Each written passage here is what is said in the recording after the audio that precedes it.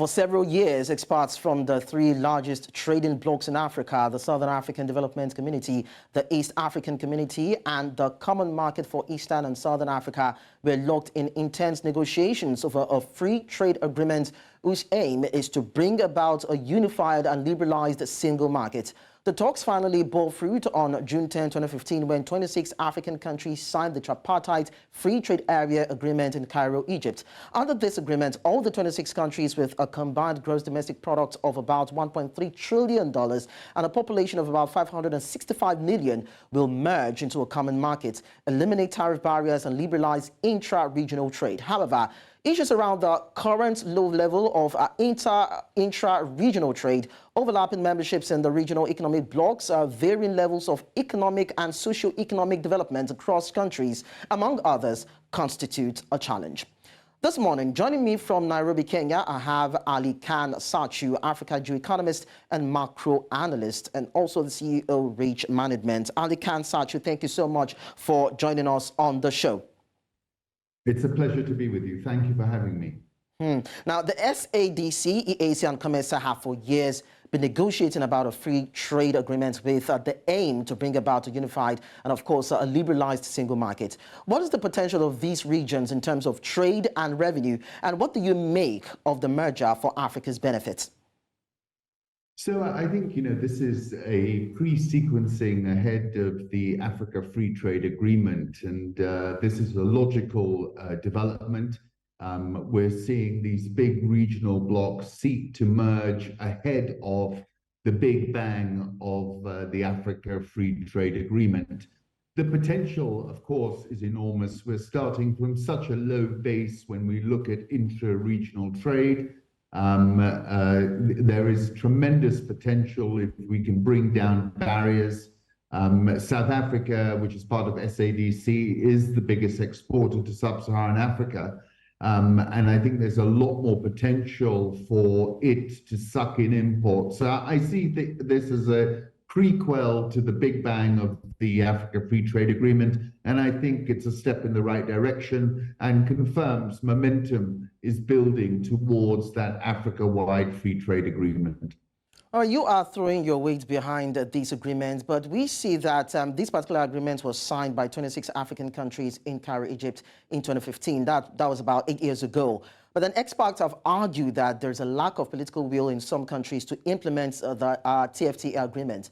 What were the conditions, if you can share with us, for forming the treaty? And from your own assessment, why is it that some African countries are a bit reluctant to be a part of it? Because if it portends economic growth and positivity and regional growth for those countries, why is it that they are not willing or a little bit skeptical to append their signature to the treaty? So, I mean, obviously, this is a fiendishly complicated trade agreement. It's embracing 54 potentially African countries, and therefore it's not an easy treaty to negotiate. And I think, that is what I would say regarding the long lead time that we have witnessed until implementation. I think also,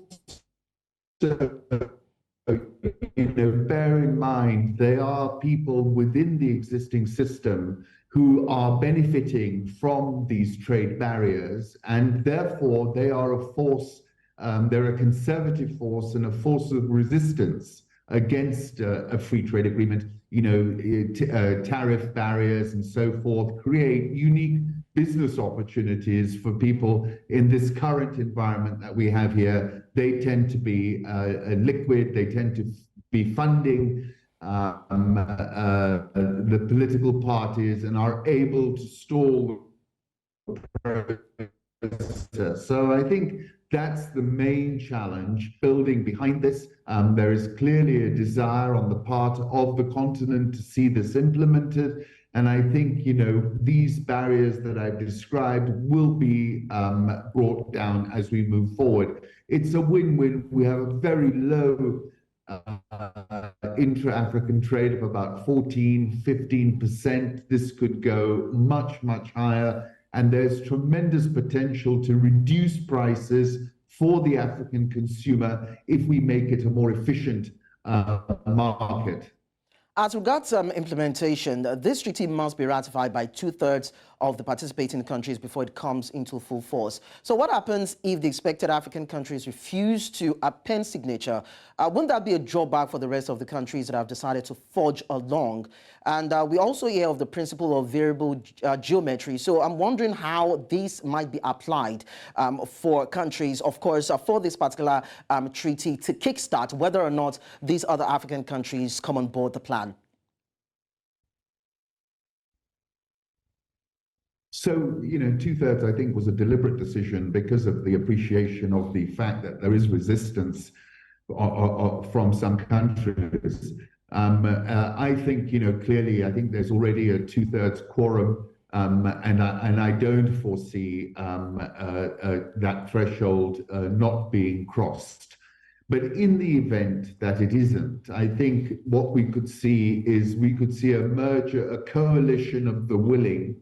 And that, I think, would create momentum and actually eventually suck in the more recalcitrant countries who are holding back. But overall, I think, there is momentum. I think there's a determination to execute, and it's a real no-brainer. Of course, there will be winners and losers, and there'll be some losers. And that's a fact of life, and we just have to adjust for that, find a kind of safety net if the losers are suffering too badly. But really, this idea's time has come, and it's time for the continent to get to change gears. And the only way it's really going to do that is by having a free trade agreement. Let's take a look at it from the regional angle. At the moment, only 3 out of Africa's 8 regional economic communities are said to be participating in the TFTA. Non-participating economic blocs include the Arab Maghreb Union, ECOWAS, IGAD, the Economic Community of Central African States, and the Community of Sahel-Saharan States. So is it because it's a pre-formulated agreement between the first other 3 regions, that is why they are not willing to take part? Or does it have any other connotation to it? I just think that, the 3 that are participating are a coalition of the willing. I think, there are complexities in the ones that have not participated in this agreement. You mentioned the Maghreb, North African Maghreb countries. I suspect once they see the consolidation and the implementation below the Sahara happening, they're going to join the bandwagon. IGAD and the Sahel have their own challenges at the moment. The Sahel, as you know, is undergoing a coup in Niger. You have the whole scenario unfolding as to whether ECOWAS will intervene, and therefore I think the bandwidth of those countries is currently being taken up by the events that have recently unfolded. But make no mistake, I think we should not read too much into this. I think what we'll see is this core group of regions move forward and then drag everybody with them. Because it's not a rocket science. You don't have to negotiate differently with different regions. The complexity is not around that. The complexity is just getting everyone to the table and moving forward. And I think ultimately, the drive is going to be a bottoms-up drive as well from the African citizen who sees this as a good thing, a uniquely good thing. I can't think of any poll I've seen at the citizen level where people are complaining or thinking it's a bad thing. Well, we are actually talking about a combined GDP of about $1.3 trillion. You've said it's a good thing, and we're looking at this particular market covering about 560 million in terms of population. So if well implemented, would this agreement translate into increased demands for regions, goods and services, and probably attract more foreign investments into the region or those countries Absolutely. within that region? Absolutely. My estimate is that we could see an acceleration in GDP across this region of between 1 and 1.5 percentage points.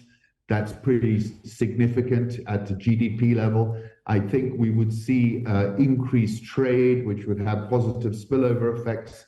I think also it will make our market much more attractive both to our indigenous citizens as investors, because we tend to ignore them, but they are the most important investors of them all, and also more attractive on an FDI perspective. One of the biggest challenges is the multiplicity of infrastructure any company needs to create in multiple countries to do business in that country. If we can flatten that, we're going to see a serious acceleration in growth, in investment, and in GDP, and that will spill over into employment.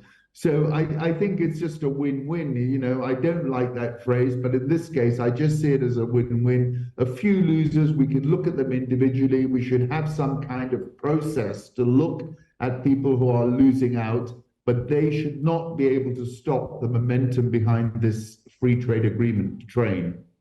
Lekan, there have been talks about the possibility of revenue loss in terms of tax or probably tariff removal. As a common market is being sought, as we see it, are we also going to see the elimination of tariff lines and trade barriers like the AFCFTA stipulates, or probably a kind of a modification to the tariffs and the plans and the regulations that come with it? You're onto something there, and I think this is one of the problems with the deal, is that lots of governments actually rely on tariffs at the border in terms of income.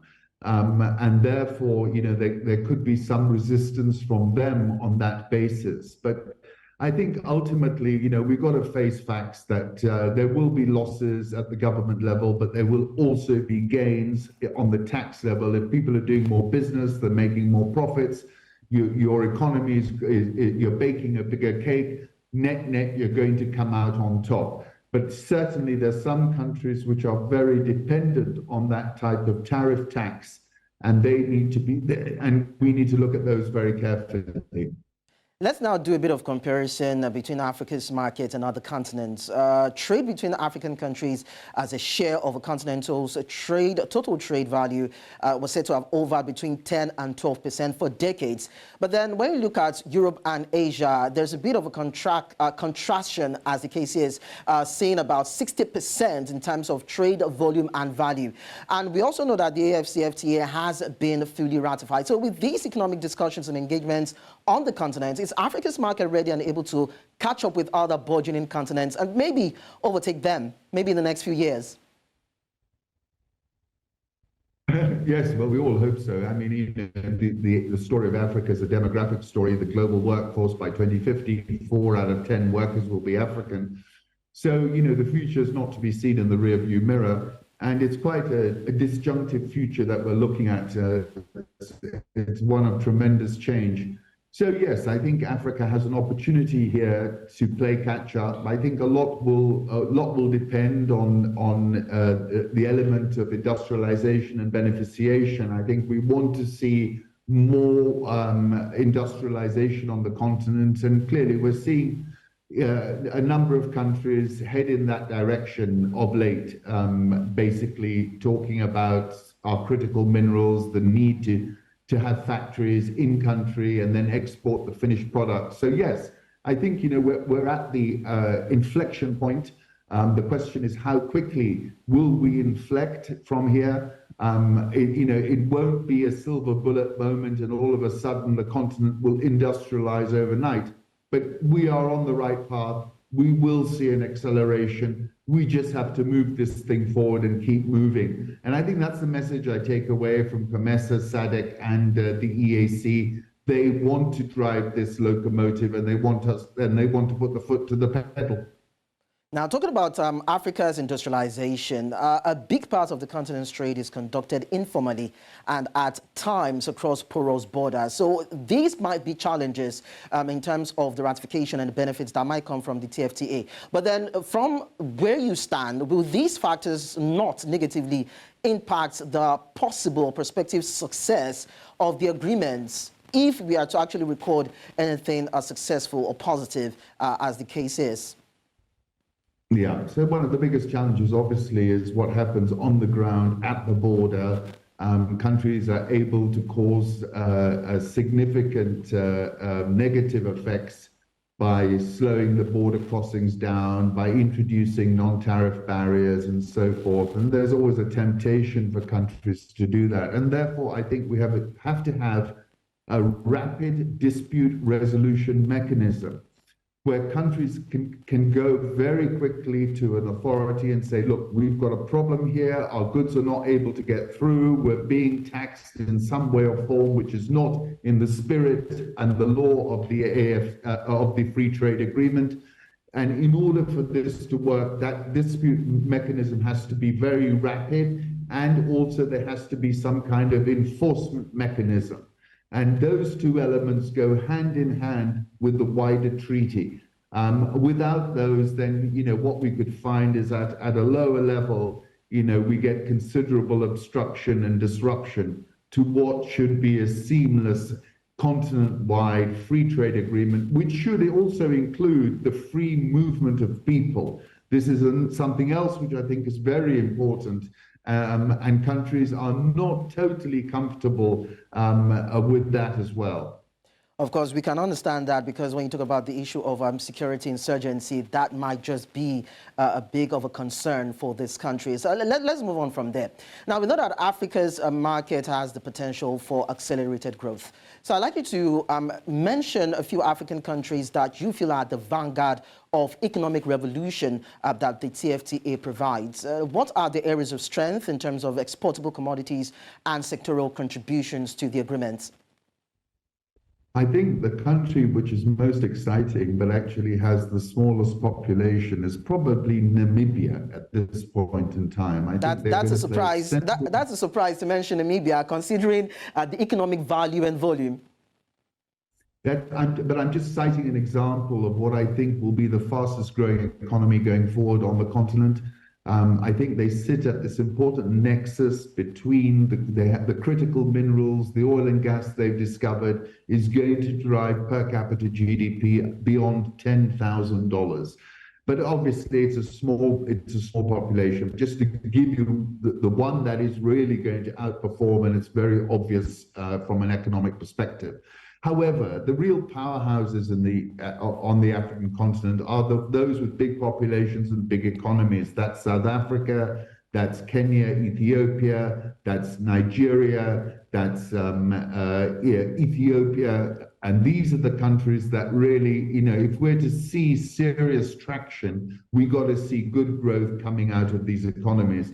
And I think overall, we are seeing in Nigeria, for example, your current president has begun a reform program in order to make the economy work more smoothly. We saw the flattening of the different FX rates. That's a very positive step. We saw the removal of the subsidy. Of course, it's tough, but those reforms needed to be made and had not been made for more than 2 decades. All right. Well, so I think the real potential, and then of course I did not mention the DR Congo. So, yeah, go ahead. Go ahead. You were trying to conclude. No. Yeah. So I was just stating the rules. We have the largest stock of critical minerals which are required to power the new economy globally.